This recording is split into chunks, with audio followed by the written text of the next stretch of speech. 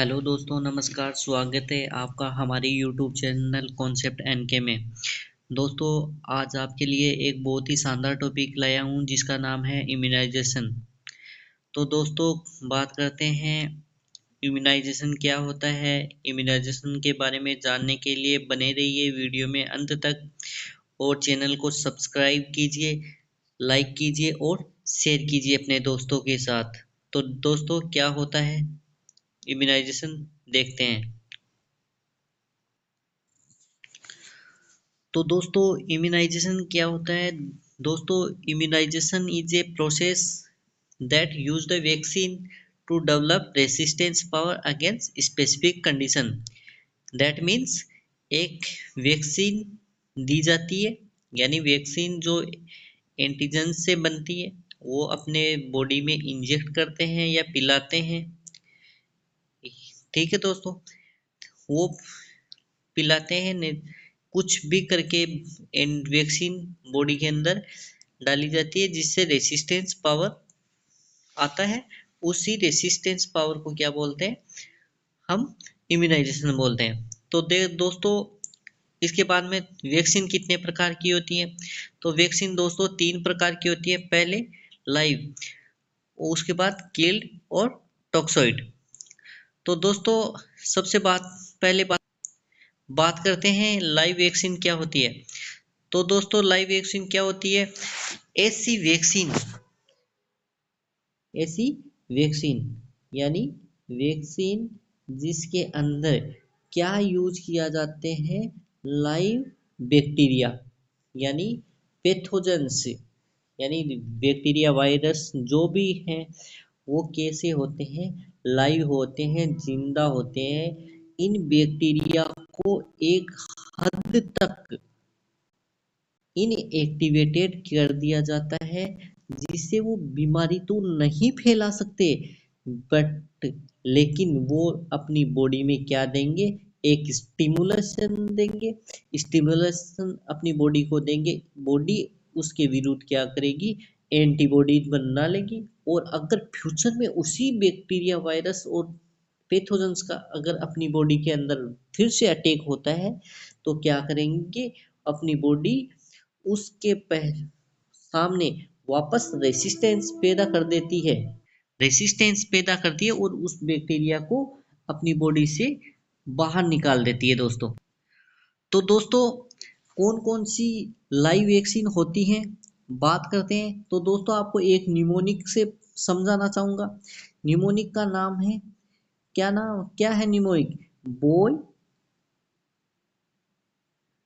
Love the crime,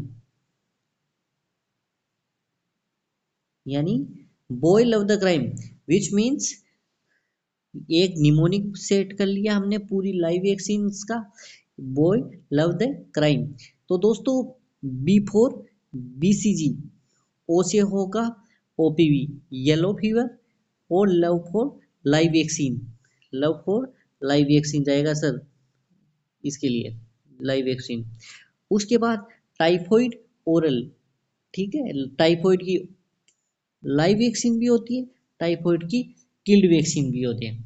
इसके बाद में चिकन पॉक्स और Covishield, rubella, influenza live, measles, mumps, MMR और एपिडेमिक टाइफस। ये वैक्सीन दोस्तों क्या होती है, लाइव वैक्सीन होती हैं। यानी ये जितनी भी वैक्सीन है इसके अंदर क्या है, आपका पैथोजन है, वो लाइव है, लेकिन उसको इनएक्टिवेटेड फॉर्म में क्या किया जाता है, वैक्सीन के अंदर डाला जाता है और अपनी बॉडी में इंजेक्ट किया जाता है। ठीक है दोस्तों। उसके बाद में दोस्तों दूसरी वैक्सीन आती है, का प्रकार आता है कि कौन सा, तो किल्ड वैक्सीन। ऐसी वैक्सीन जिसके अंदर पैथोजेंस क्या करते हैं, पैथोजेंस को क्या करते हैं, डिस्ट्रॉय करते हैं हम। डिस्ट्रॉय पैथोजेंस किसके द्वारा, हीट से, किसी भी केमिकल से हीट से करके उन्हें इनएक्टिवेटेड कर दिया जाता है, और उनसे जो वैक्सीन बनती है उसको क्या अपनी बॉडी में इंजेक्ट करते हैं या किसी भी ओरल रूट से पिलाते हैं दोस्तों। तो दोस्तों किल्ड वैक्सीन कौन कौन सी है, तो परिचोट थी दिल्ली में, ये इसका एक निमोनिक सेट कर दिया है, निमोनिक सेट कर दिया।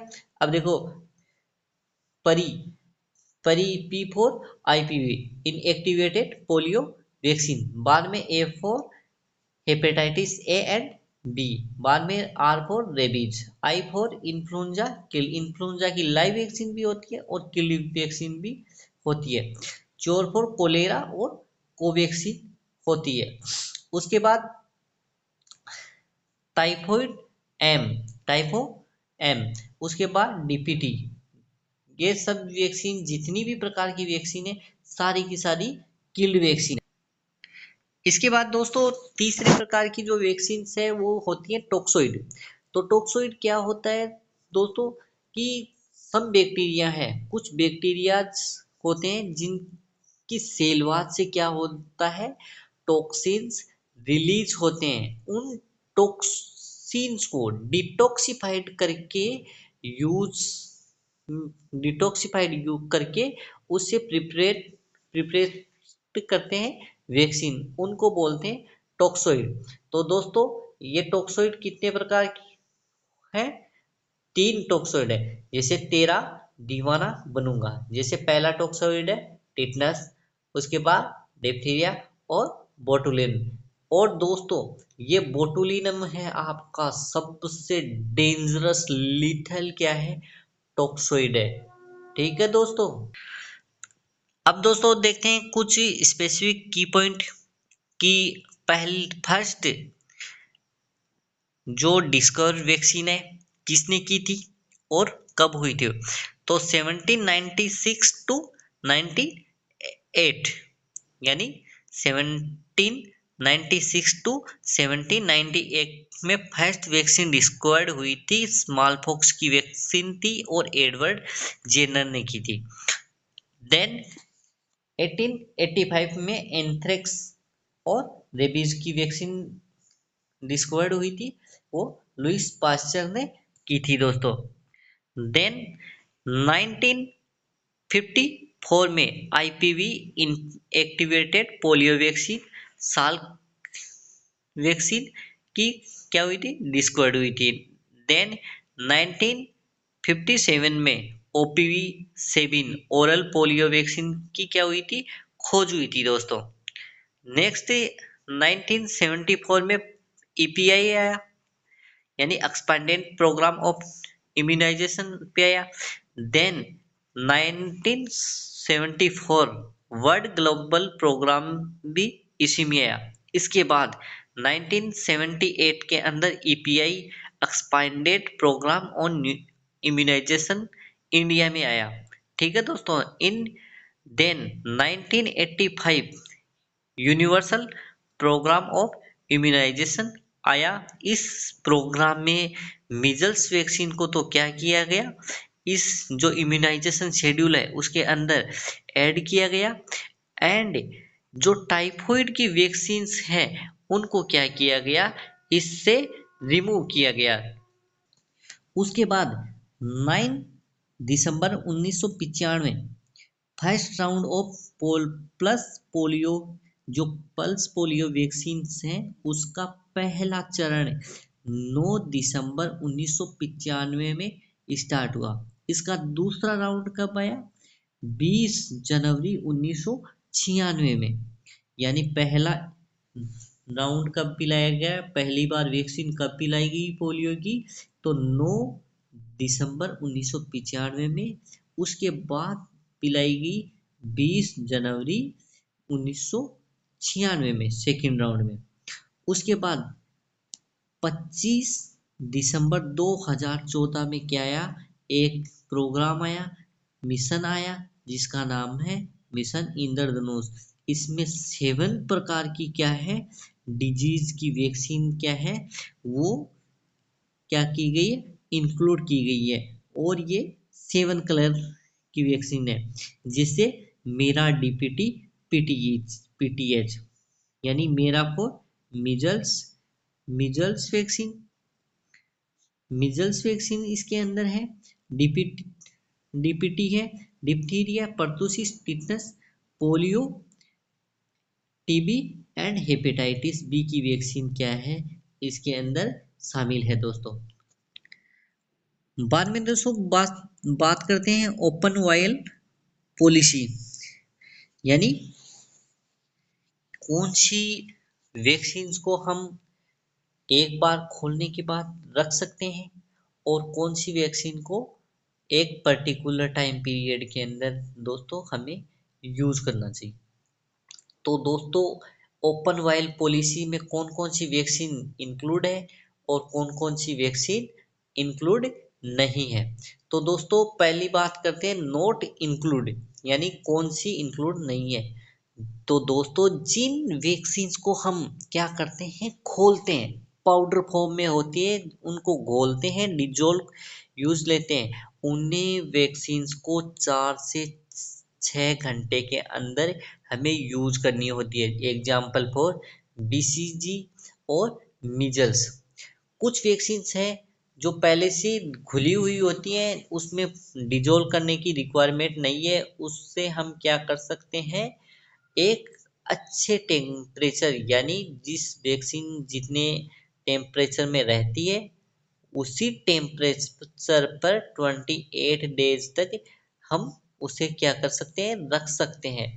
जैसे पेंटावेलेंट है आ गई, हेपेटाइटिस की वैक्सीन आ गई, टीटी आ गई, आईपीवी आ गई और ओपीवी वैक्सीन आ गई। ये सारी वैक्सीन हैं, इनको क्या कर सकते हैं, हम वहां पर स्टोर रख सकते हैं, जबकि बीसीजी और मीजल्स को हम क्या नहीं कर सकते, स्टोर नहीं रख। तो दोस्तों बात हो गई ओपन वाइल पॉलिसी के अंदर कौन सी वैक्सीन इंक्लूड है और कौन सी नहीं है। अब दोस्तों बात करते हैं इम्यूनाइजेशन शेड्यूल की। तो इम्यूनाइजेशन शेड्यूल जो क्या है कि जन्म से लेकर 16 ईयर तक के बच्चों को क्या लगती है, वैक्सीन लगती है, उसकी बात करते हैं। तो इम्यूनाइजेशन शेड्यूल दोस्तों ये एकदम अपडेटेड इम्यूनाइजेशन शेड्यूल है, जिसके अंदर एज, किस एज पे लगाना है, कौन सी वैक्सीन लगानी है, किससे प्रिवेंट करेगी, कौन कितनी डोज लगानी है और कितनी कहाँ पर लगाना है और साइड क्या रहेगी। तो दोस्तों बात करते हैं एट बर्थ पे। जन्म के समय हम 3 वैक्सीन लगाते हैं, एक तो बीसीजी, एक हेपेटाइटिस बी और ओपीवी। तो दोस्तों बीसीजी प्रिवेंट करती है टीबी से, हेपेटाइटिस बी वैक्सीन प्रिवेंट करती है हेपेटाइटिस से, और पोलियो की वैक्सीन सबको पता है पोलियो से प्रिवेंट करती है। अब दोस्तों मोस्ट इम्पोर्टेंट क्या चीज है दोस्तों, क्वेश्चन यहाँ से बनता है, यानी बीसीजी की जन्म पे डोज कितनी दी जाती है, यानी 0.05 ml intradermal left upper arm में दी जाती है। अब दोस्तों पूछ ले कि यहाँ अपर आर्म में ही वैक्सीन क्यों दी जाती है। तो दोस्तों लेफ्ट अपर आर्म में जो बीसीजी की वैक्सीन है वो यूनिफॉर्मिटी करने के लिए दी जाती है दोस्तों। उसके बाद बात करते हैं हेपेटाइटिस बी वैक्सीन कहाँ पर लगती है। तो आईएम लगती है, वास्टस लेटरलिस मसल्स पे लगाते हैं, और उसकी डोज कितनी होती है, 0.5 ml। ओपीवी सबको पता है दोस्तों, 2 बूंद जिंदगी भी पिलाई जाती है, मुंह से पिलाई जाता है, खूब अमिताभ बच्चन जी ने इंट्रो दे रखा है इसके बारे में, ठीक है दोस्तों। उसके बाद है कि इसके बाद हम वैक्सीन कब लगाते हैं, तो 6 वीक पे लगाते हैं। 6 वीक पे हम लगाते हैं बीसीजी। बीसीजी कब लगाएंगे, जब जन्म पे बीसीजी नहीं दी गई है। अगर बीसीजी जन्म पे दी गई है तो नहीं लगाएंगे, अगर नहीं दी गई है तो लगाएंगे, लेकिन उसकी अमाउंट क्या कर देंगे दोस्तों, डबल कर देंगे, ठीक है दोस्तों, और साइड वही रहेगी। उसके बाद में पोलियो, रोटावायरस की vaccine, pentavalent vaccine, PCV first और एफआईवी फर्स्ट वैक्सीन की डोज दी जाती है दोस्तों। तो दोस्तों ओपीवी फर्स्ट कब दी जाती है, जो पहले हमने बताया था 8 बर्थ पे, वो ओपीवी की 0 डोज दी जाती है दोस्तों।